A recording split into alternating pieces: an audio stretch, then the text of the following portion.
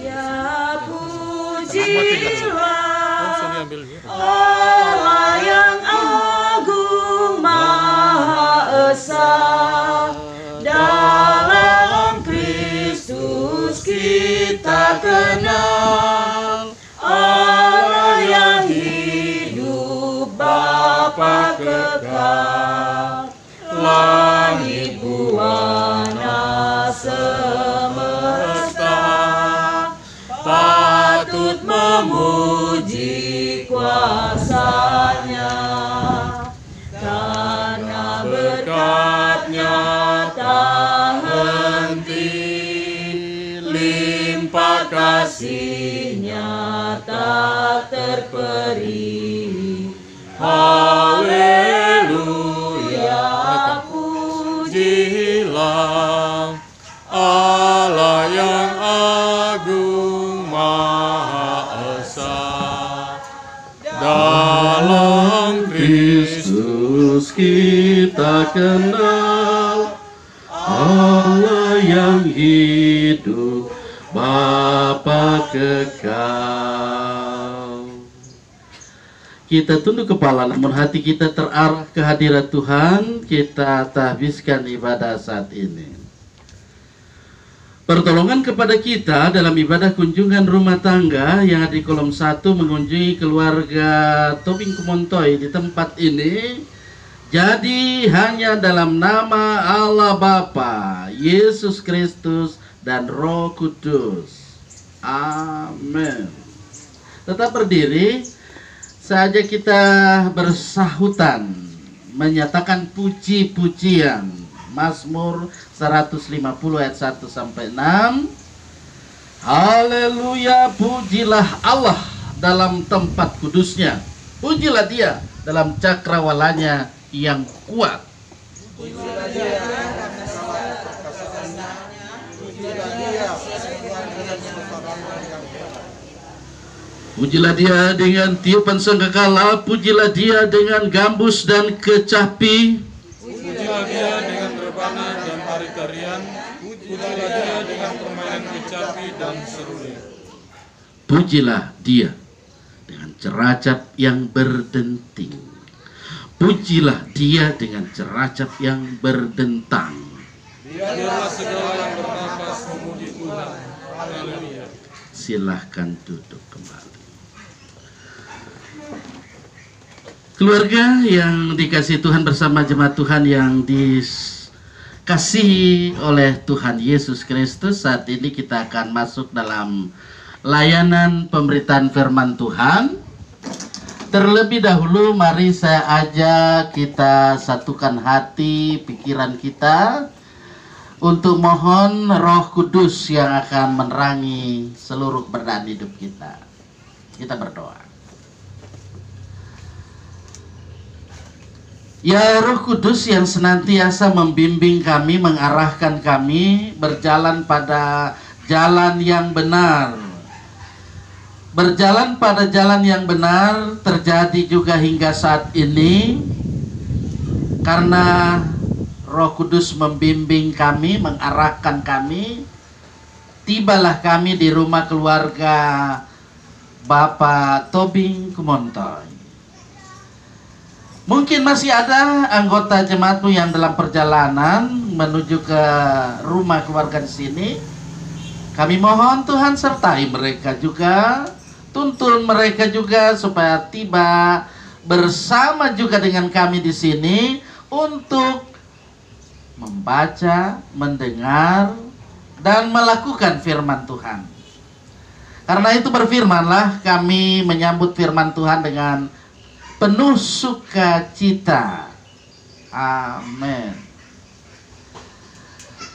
Bapak Ibu Saudara-saudara, keluarga yang dikasihi oleh Tuhan, mari saya ajak kita membuka Alkitab kita.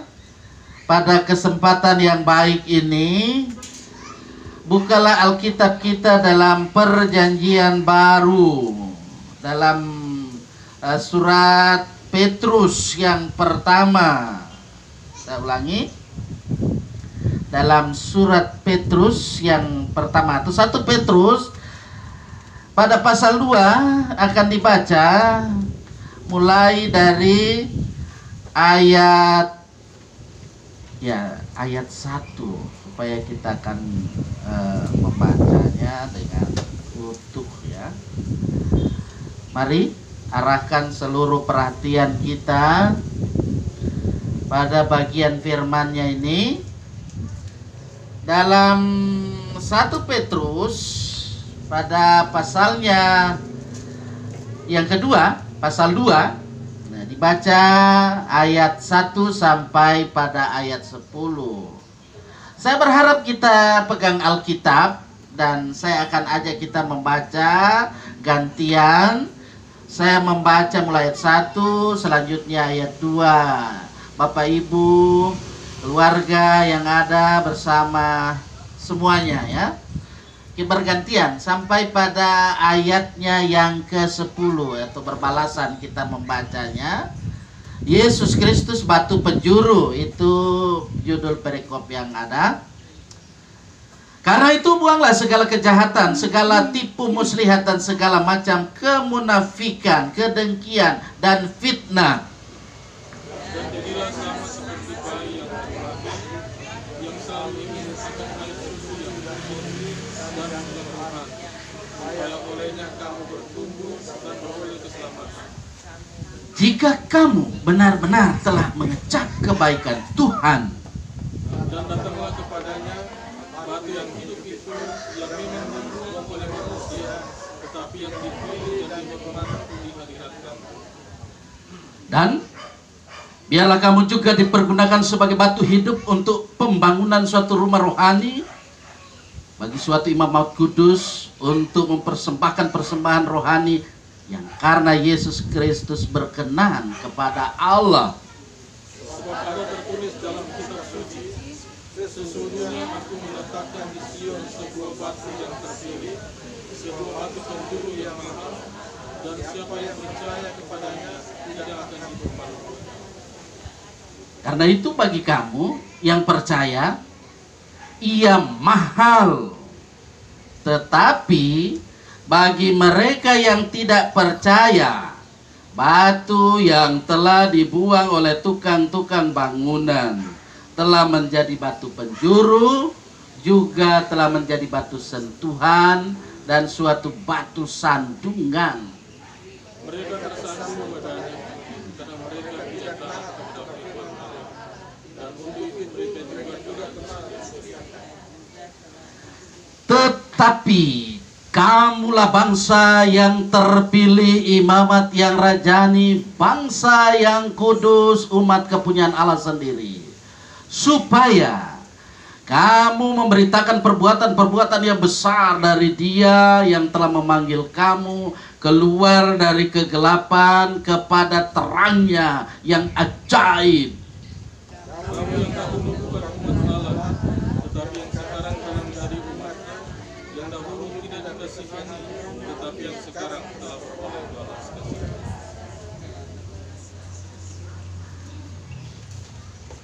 Puji Tuhan. Ya, demikian kita sudah membaca bagian firman Tuhan. Saya percaya dengan kita berkumpul bersama saat ini semua terjadi karena kasih kemurahan Tuhan. Karena Tuhan yang masih memberikan kita waktu. Tuhan masih beri kita apa? Iya, apa lagi? Itu terutama saya suka itu, nafas hidup masih Tuhan kasih, ya. Walaupun kadang-kala memang ada sakit, betul? Ada yang sakit, darting, ada yang darting sini, banyak juga ya. Tapi mudah-mudahan mampu mengendalikan, tak?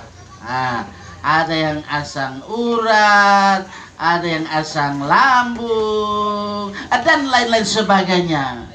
Ya, tapi kita jalani realita hidup ini dengan segala sukacita, ya. Tahu nggak?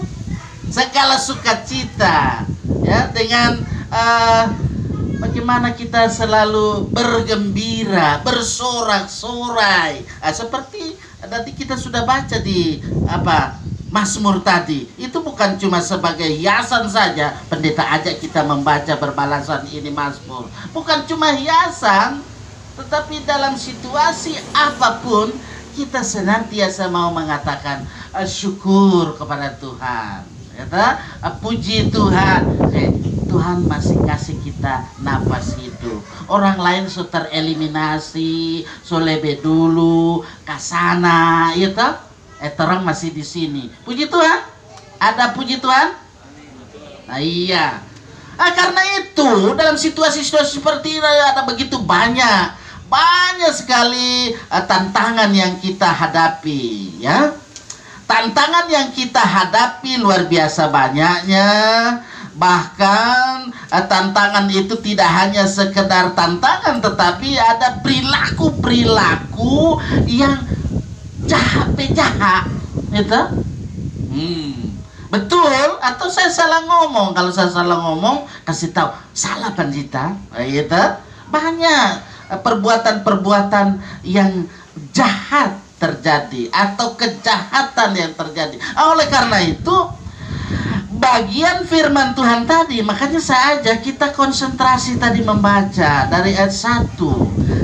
Kita lihat di situ dalam 1 Petrus pasal 2 mulai ayat 1 sampai pada ayat yang 10. Ayat 1 di situ kita lihat pertama dikatakan juga di situ, buanglah segala kejahatan, segala tipu muslihat dan fitnah.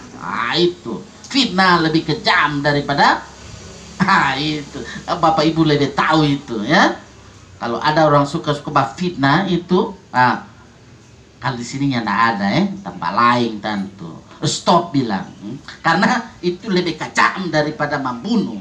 Itu. Yang kedua, mari kita lihat kalau di bagian perikop ini dikatakan, jadilah seperti bayi yang baru lahir. Ibu-ibu di sini lebih pertama tahu itu bersama bapak yang ada, betul? Yang sudah jadi opa oma sekarang masih tetap juga biasanya jumpa dengan cucu, ada bayi. Itu lihat di situ bagaimana bayi dia pingin terus kalau tiap kali apa yang dia minta? Minta susu. Iya tuh, minta susu.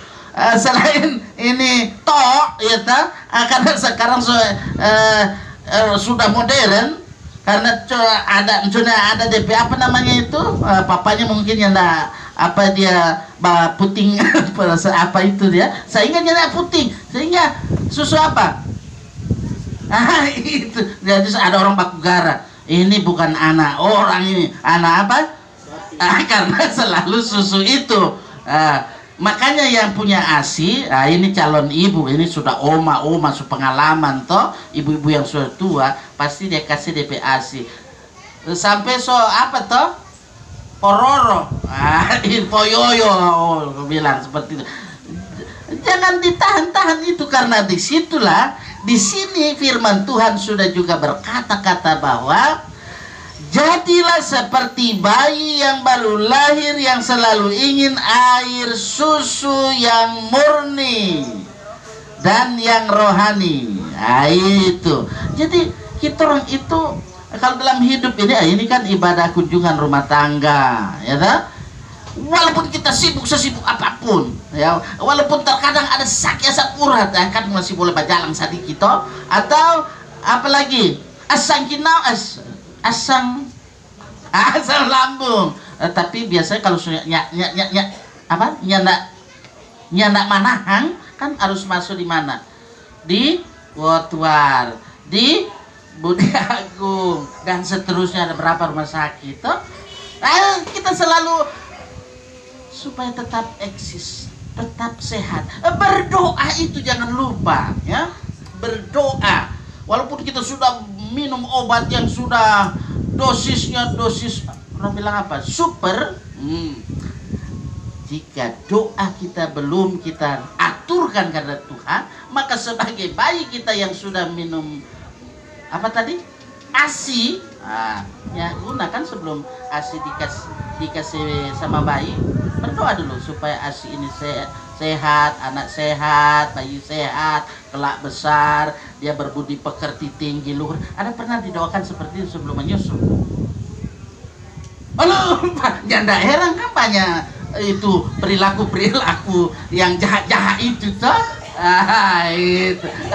Jadi yang belum nanti ke depan berdoa dulu supaya dia nanti tumbuh, dia dalam pertumbuhannya memang dia jadi anak yang berbudi pekerti tinggi luhur, ya, taat kepada orang tua, ya ta. Ya kalau banyak melawang sama orang tua ya mungkin karena ada sesuatu itu. Saya tidak perlu katakan di sini. Lanjut. Itu tadi yang ke berapa? Kedua. Nah, yang ketiga apa? Datanglah kepada Tuhan. Banyak orang-orang sekarang kan sudah mulai malas-malas datang ke gereja. Puji Tuhan yang hadir ini rajin-rajin. Karena selalu saya lihat kalau karena sampai mata ini belum kabur. Biar dia duduk di hook sana. Nembur di sana. Jabat tangan, itu, apalagi ada jabat tangan di sesudah ibadah. Dihafal itu. Bayangkan serta saya hafal semua ya memang peraturan begitu toh. Harus Mayakan Dios Getsemani Maesa Palu. Itu. Jadi tapi jangan khawatir, jangan cemas ya. Ada waktu-waktu pasti Tuhan akan perjumpakan kita, mungkin di pasar, mungkin di mana, atau ada yang ke arah Poso, boleh singgah di Sumbersari, no? Ya, karena Sumbersari itu sudah menjadi, kalau saya secara pribadi, Kanaan saya sudah di sana. Kanaan ke tempat, karena saya tinggal 5 tahun, pensiun. Jadi sudah di situ Kanaan saya. Tapi Bapak Ibu Saudara, Kanaannya di bumi Tadulako ini, atau di mana saja nanti akan mengakhiri masa purna baktinya. Betul? Ya, di Palu ya, di Palu ini juga menjadi tempat tanah Kanaan. Nah, oleh karena itu dalam kehidupan ini, ketika kita sudah lihat 3 hal tadi, makanya dalam hidup ini kita sebagai persekutuan yang percaya kepada Tuhan, kita diingatkan supaya kita hidup menjadikan Yesus Kristus itu sebagai batu yang hidup. Bagaimana batu hidup? Bukan nanti gambaran nanti batu bata yang ada di jalan batu bata indah itu ada batu bata Bajalang atau Batako Bajalang, ya enggak. Tapi yang dimaksudkan di sini adalah supaya dalam kehidupan kita bisa dipergunakan ya sebagai batu yang kalau dalam pembangunan rumah rohani kita menjadi imamat yang kudus. Itu jangan yang kudis. Kalau yang kudis kan bagarosana bagarokamari toh ini boleh. Jadi imamat yang kudus. Kaitan dengan itu keseharian kita senantiasa hendaknya hidup ya, utamakan, carilah dahulu kerajaan Allah dan kebenarannya, maka semuanya itu akan ditambahkan kepadamu. Nah, itu tambah lagi, janganlah kamu mengumpulkan harta di dunia. Di dunia ngangatan karat merusak, pencuri datang membongkarnya. Kalau kita disimpan di mana saja, ya toh? Karena pencuri sekarang lihai, ATM pun bisa itu. Apalagi cuma taruh begitu. Nah, karena itu Bapak Ibu Saudara yang saya kasih dalam kasih Tuhan, dalam kehidupan ini kita hendaknya selalu hidup mendahulukan bagaimana dalam kehidupan kita sebagai umat yang sudah dipanggil dari gelap masuk dalam terangnya yang ajaib. kita selalu hidup dipanggil agar dalam kehidupan kita menjadi orang yang percaya. Ketika kita sudah diselamatkan, kita senantiasa terus menjadi media, alat untuk menyampaikan kabar baik, berita selamat kepada semua orang, atau dikatakan dalam Injil Matius, kepada segala bangsa. Saya yakin dalam kehidupan kita akan senantiasa dipakai oleh Tuhan dimanapun kita ada. Hendaklah dalam hidup ini kita senantiasa hiduplah kudus di dalam kehidupan persekutuan, menjadi imamat yang rajani dan selalu menyampaikan kabar baik kepada semua orang, siapapun dia. Tidak hanya berkata-kata, tetapi terutama lewat tindakan, sikap. Ya, kalau kita berbicara, berbicaralah yang benar. Tetap. Kemudian bersikaplah yang benar, bertindaklah yang benar. Maka Tuhan Yesus akan senantiasa menyertai, memberkati kehidupan kita sekalian. Karena itu, katakan amin. Besarkan nama Tuhan. Besarkan nama Tuhan, haleluya. Kasih-Nya tak terkurang, haleluya. Sekalipun keluhan menimpa umat-Nya, berkat-Nya ditemukan, haleluya. Diberinya hidup baru, gelap menjadi terang. Sabdanya besertamu di ngara yang gelap. Hai kamu yang selalu padanya berpegang, tak usah ragu-ragu tuntunannya